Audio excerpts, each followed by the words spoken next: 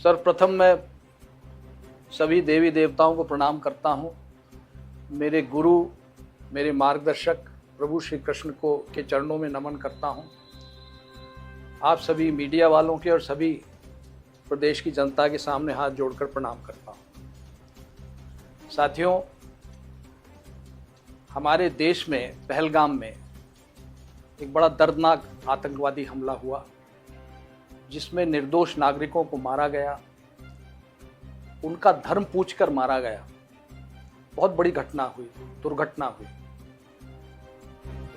उसके बारे में मैंने एक वीडियो जारी किया था। उसमें कुछ बातें कही थी। पता नहीं, मुझे बड़ा आश्चर्य होता है इस बात पर कि मेरी अपनी कांग्रेस पार्टी, जो देश को जिसने आज़ाद कराया, कांग्रेस पार्टी के कई कार्यकर्ता, कई नेता शहीद हुए आज़ादी की लड़ाई में, वो पार्टी मुझसे सवाल कर रही कि मैंने ऐसा क्यों कहा। बहुत आश्चर्य हुआ, बहुत दुख हुआ। मुझे नोटिस दिया गया, मैंने उसका जवाब दिया।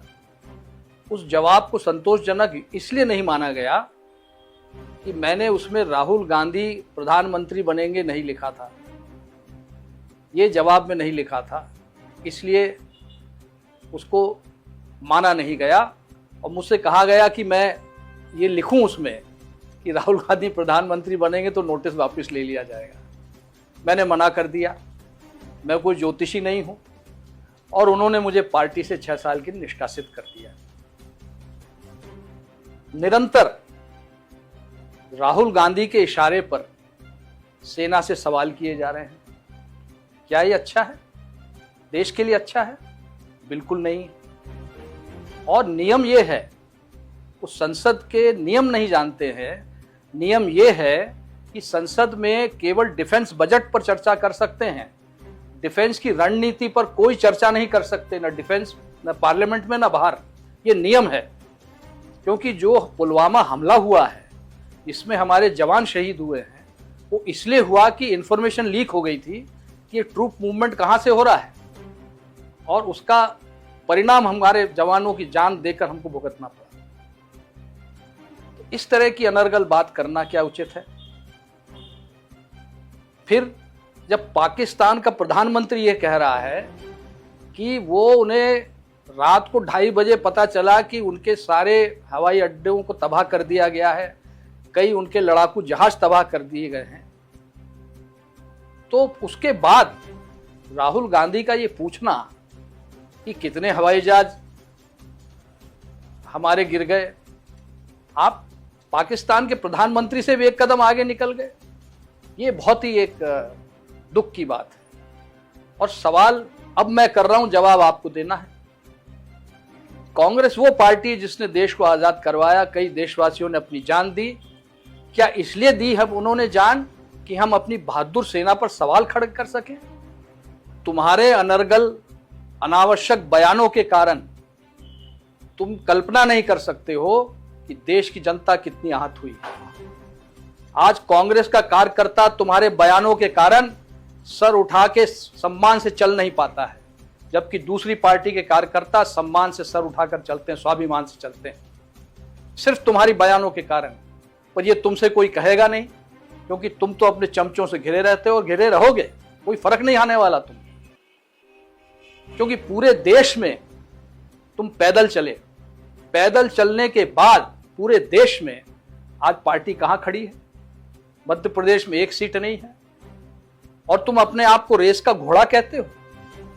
अरे कितने बार तुम रेस हार चुके हो, ईवीएम को दोष देते हो और अपने आप को रेस का घोड़ा कहते हो। अपने से बड़ी उम्र के लोगों को, जो तुम्हारे पिता के साथ जिन्होंने काम किया, तुम्हारी पिता के उम्र के हैं, किसी को बारात का घोड़ा कहते हो, किसी को लंगड़ा घोड़ा कहते हो। तुम्हें शर्म नहीं आती है? और तुम बारात का घोड़ा क्या जानो कैसे चलता है, क्योंकि तुम्हारी तो बारात ही नहीं निकली। तुम्हें क्या पता बारात का घोड़ा कैसा चलता है? इसलिए फालतू बातें करना बंद करो। जो बुद्धिजीवी तुम्हारी पार्टी में है, जो समझदार लोग हैं, उनसे राय लो, और नहीं तो पार्टी का अंत देख रहे हो, आगे अंत ही होना है पार्टी का। पार्टी बिखर जाएगी, बिखर ही रही है। साथियों, आज समय आ गया एक नई कांग्रेस गठन करने का। आवश्यकता है हमें उस पार्टी की, ऐसी कांग्रेस पार्टी की जिसमें जनता कार्यकर्ता निर्णय लें और कोई ऊपर का हाई कमान न हो। फैसले हम बैठ कर लें, कार्यकर्ताओं के बीच में फैसले लें, चौपालों में बैठकर लें, मैदानों में बैठकर लें, और तभी एक ऐसी कांग्रेस पार्टी हम खड़ी कर सकेंगे जिसका कार्यकर्ता स्वाभिमान से सर ऊंचा करके चल सके। जहां तक रहा पार्टी के विभाजन का सवाल, तो स्वयं इंदिरा जी ने पार्टी का विभाजन कराया था, कौन सी नई बात है। और तुम्हारे कार्यकाल में तो 3-3 बार विभाजन पहले हो चुका है। और अब समय आ गया है कि मध्य प्रदेश में भी एक ऐसी कांग्रेस का गठन हो और ऐसा संगठन बने जिसकी सोच कम से कम राष्ट्रीय सोच हो और राष्ट्रहित को सर्वोपरि रखकर वो कांग्रेस पार्टी का काम करे। और यह होगा, अवश्य होगा।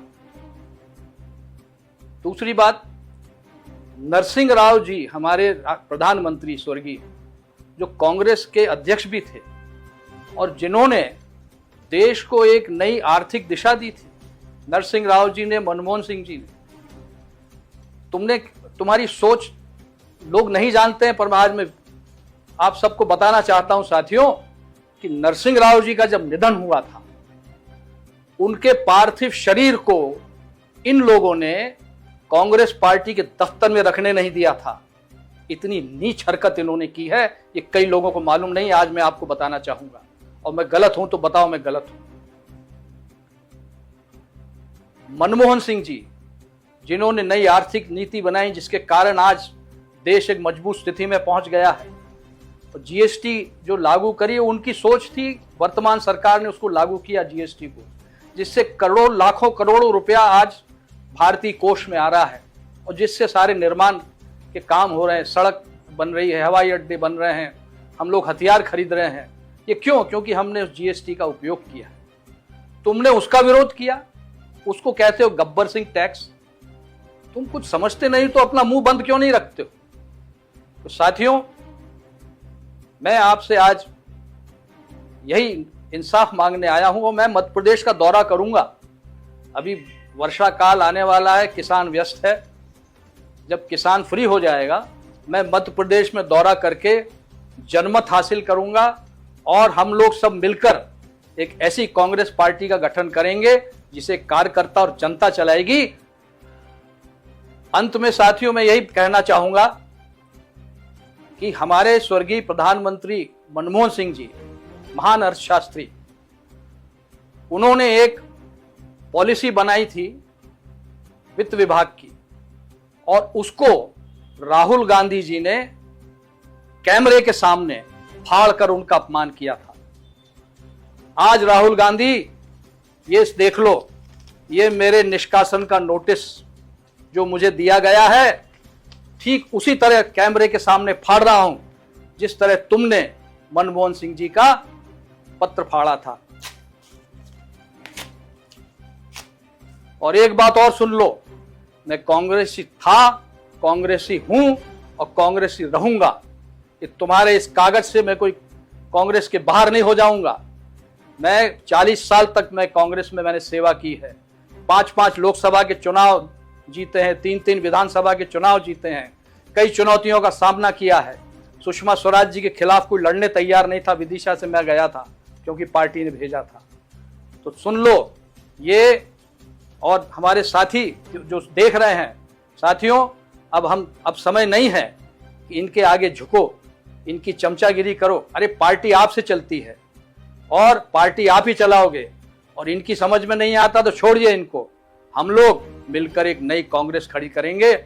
आप सबको बहुत बहुत धन्यवाद। ईश्वर आप सबका कल्याण करे। धन्यवाद। जय हिंद।